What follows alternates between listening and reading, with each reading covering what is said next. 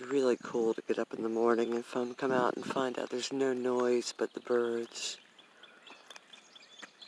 I feel for everybody, but I'm so used to being by myself, I haven't come up with anything to say that I think would be useful, except remember you can't control anything but yourself.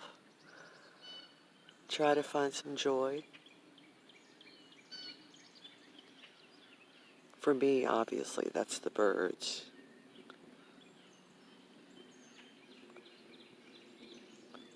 I hope everybody makes it through this. Help your neighbor. Met somebody on the trip to my mom's funeral on the way back. He said something really relevant. He said, we used to be a nation of we, the people. Now I've become a nation of I.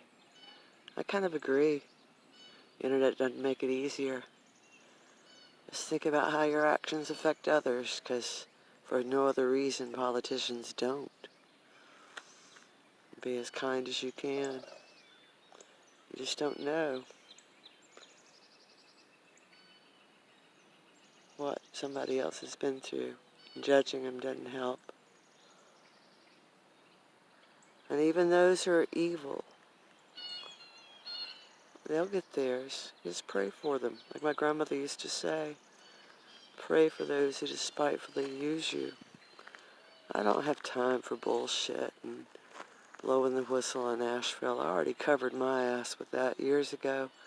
So I kind of hope that if nothing else, the coronavirus either renders my tormentors impotent or